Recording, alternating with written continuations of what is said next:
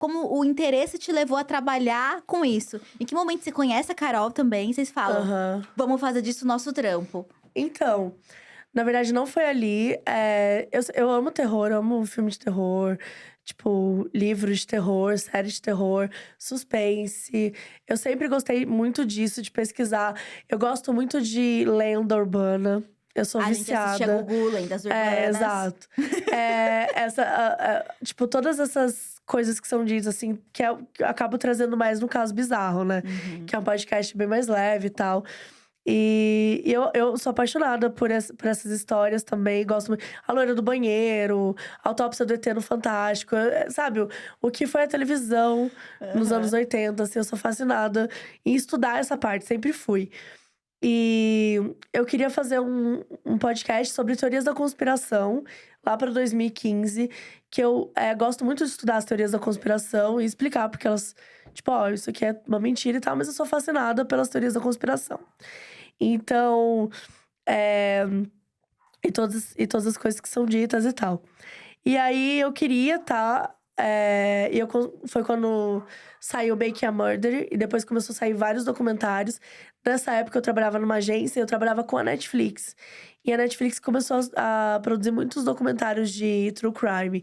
E a Carol, eu trabalhava com influenciadores e celebridades. Tipo, eu conectava essas pessoas às ações da Netflix. Uhum. Então, a Carol eu conheci por causa disso. O Neil Patrick Harris, o Barney, né, do How I Met Your Mother, veio pro Brasil pra poder falar sobre Desventuras em Série, que era uma série da Netflix na época. E eu precisava de pessoas pra entrevistar, e eu conheci o canal da Carol. Aí eu chamei ela pra entrevistar, a Foquinha. Foi o dia que eu conheci a Foquinha também. Conheci algumas pessoas nesse dia. E aí foi. Mas a gente meio que ficou amiga, assim, sabe? Amiga pessoal mesmo. Trabalhava juntas, fazia várias. A Carol fez várias coisas pra Netflix. E aí a gente tinha esse contato, mas ficamos amigas pessoais e a gente era muito viciada em falar sobre os documentários. Tipo, você falou de ser nerd, tá? Eu e a Carol, a gente é muito nerd nisso. Tipo, saiu tal documentário, beleza. Putz, a gente ia investigar nos fóruns o que saía. Tipo assim, meu, mas você viu que fulano falou tal coisa, que nananana. Era um vício muito louco, né? Um dia eu falei pra ela, meu, por que a gente não faz um podcast? Isso já era tipo 2017, 2018. E ela falou: "Imagina, tá doida? A gente não tem tempo". E aí eu falei: verdade, né". E meses depois Verdade, obrigada por ter verdade. lembrado. Meses depois ela mandou um zap: "Meu, vamos fazer aquele podcast de true crime?". E aí eu fiquei assim: "Uai, né, uai". E aí a gente começou a desenhar a ideia. No início tinha a Bel Rodrigues também com a gente, era nós 3, era muito legal. E a gente demorou 1 ano pra desenhar o podcast, pra Nerds escrever o dedicadas. roteiro e sem tempo, como a Carol mesmo tinha dito. E aí, quando a gente lançou, a gente decidiu que a gente ia lançar uma temporada de 5 episódios.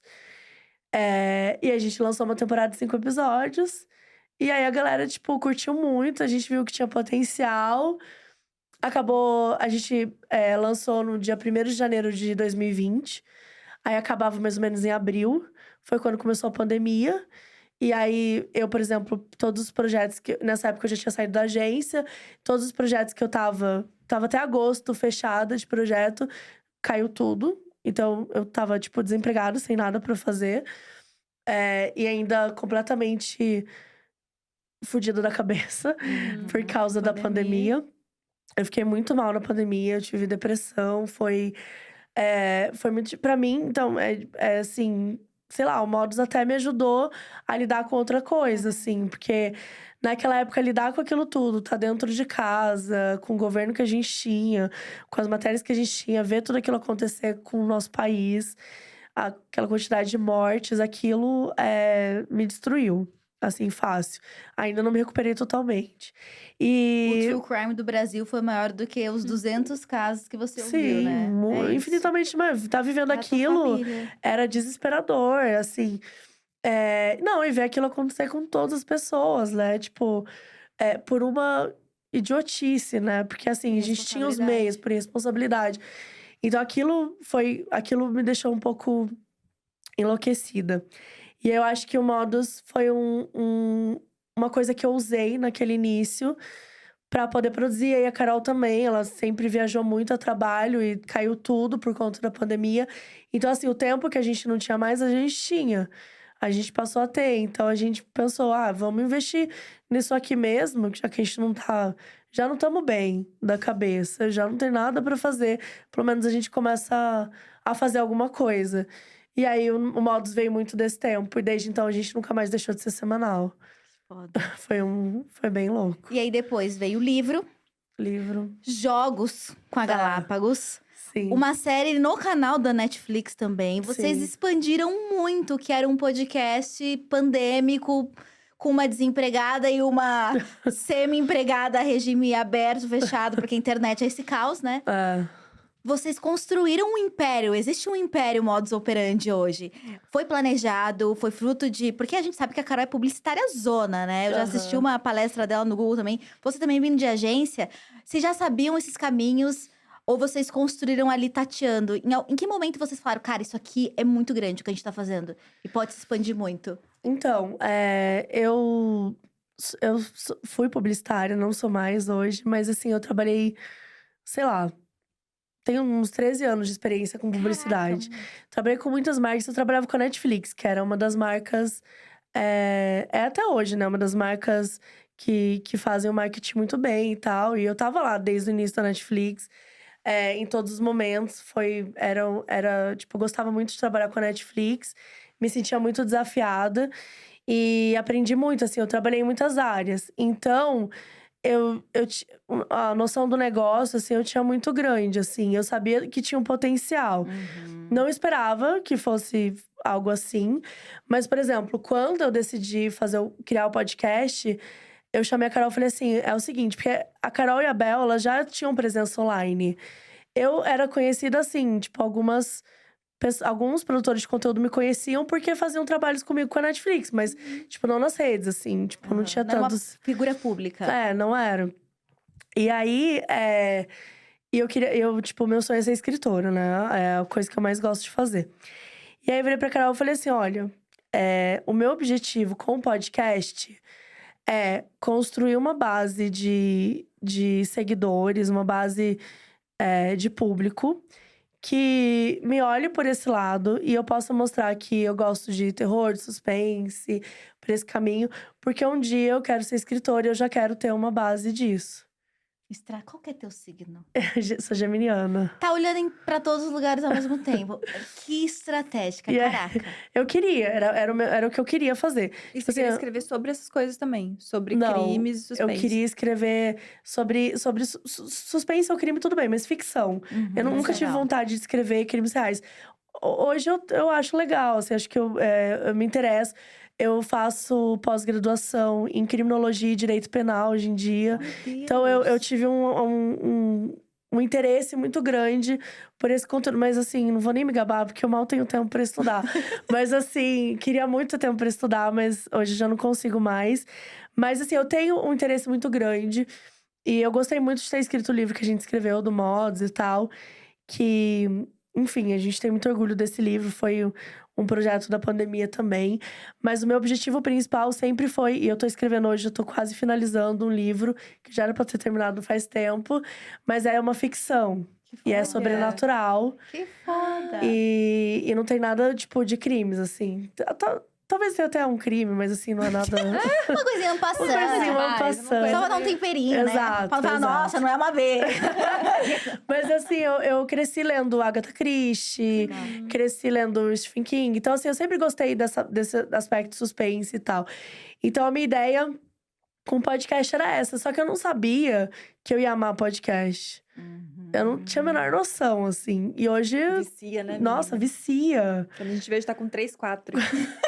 É um tem uma problema, lista, né? Cara, eu tenho 2, eu tava com 3. Tipo, sei lá, até ano passado. Um que eu tinha sozinha pra falar dos meus pensamentos. É isso. Você entende? É um nível de loucura. Vira diário. Vira um negócio assim, tipo… Hoje eu amo podcast. Amo, amo, amo. Tipo, eu gosto muito de produzir. Tipo, sei lá, eu acho que encontrei uma outra coisa que eu aprendi a amar, assim. Óbvio que se eu não amasse também, talvez não teria conseguido fazer tanta coisa. Mas, tipo, era um objetivo muito estratégico. Eu sempre tive esse objetivo estratégico. Mas, ao mesmo tempo, eu tinha muito medo, né? Eu sempre tive medo de colocar meus conteúdos no mundo, tal. Era aquela coisa, tipo assim, eu quero ser escritora. Ah, mas eu não vou conseguir, então não vou nem tentar, sabe? Era uma coisa meio assim. Então, tipo, eu tava satisfeita com a minha vida publicitária, fazendo as coisas, sabe? Tava ok pra mim, porque eu achava que eu não teria… que eu não ia conseguir fazer o que eu quero fazer. E aí, quando surgiu essa oportunidade do podcast, eu falei, cara, talvez seja um início de algo que possa acontecer. E aí, ao longo do caminho, surgiram tantas outras coisas que eu aprendi a gostar, né? O próprio Caso Bizarro, ele era um quadro do Modus Operandi, em que eu falo sobre casos bizarros, casos curiosos que acontecem no mundo, que eu sou muito fascinada, com o ET de Varginha, história de chupacabras, bebê diabo. Eu amo essas histórias, gente. E aí eu fico pesquisando muito, eu gosto de contar a história toda. Isso é o que mais me fascina, muito mais do que o true crime sempre fascinou. É escritora tipo, dentro de você, né? Eu quero saber o porquê. Cara, porque é muito fascinante, assim, tipo, você pensar que…